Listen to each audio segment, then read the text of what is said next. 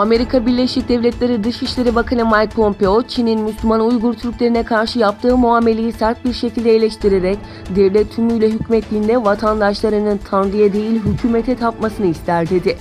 Pompeo, dini özgürlükler konusunda eleştiriler yaparken, işte Çin bu sebeple 1 milyondan fazla Uygur'u toplama kampına ve Hristiyan rahipleri de hapse attı diye konuştu. Katolik Hristiyan inancının merkezi olan Vatikan'da dini özgürlükler konusunda yapılan konferansa katılan ABD Dışişleri Bakanı, Çin'i Uygur Türkleri ve diğer Müslüman azınlıklara uyguladığı politika sebebiyle sık sık eleştirdi.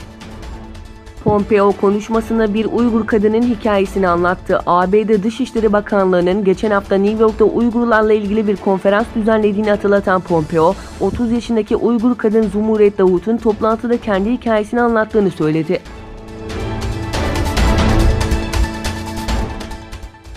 Samsung, Çin'de cep telefonu üretimine son verdiğini açıkladı. Şirket, dünyanın en büyük akıllı telefon pazarı Çin'deki yerel rakipleriyle rekabetin yoğunlaşması nedeniyle zarar gördüğünü açıkladı.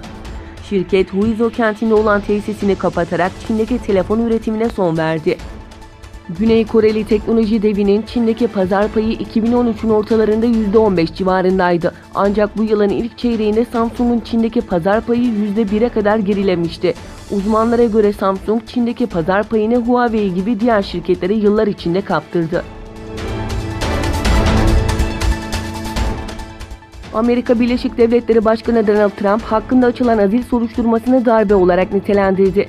Sosyal medya üzerinden yaptığı yorumlarda Trump, gün geçtikçe elde ettiği bilgilerle halihazırda devam eden sürecin bir azil değil, halkın gücünü, oyunu, özgürlüklerini, ikinci anayasal haklarını, dinlerini, ordusunu, sınır duvarını ve Amerika Birleşik Devletleri vatandaşı olarak Tanrı vergisi haklarını almaya çalışan bir darbe olduğu sonucuna ulaşıyorum ifadelerini kullandı. Trump'ın son yorumları Dışişleri Bakanı Mike Pompeo'nun 5 bakanlık çalışanının soruşturma kapsamında ifade vermesini engellemek ya da geciktirmek için gereken her şeyi yapacaklarını açıklamasının ardından geldi.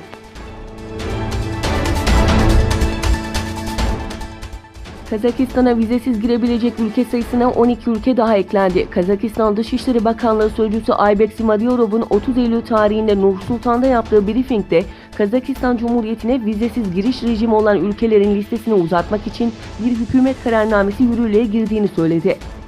1 Ocak 2017'den itibaren 45 ülkenin vatandaşı 30 takvim gününe kadar Kazakistan Cumhuriyeti'ne vizesiz giriş hakkına sahip.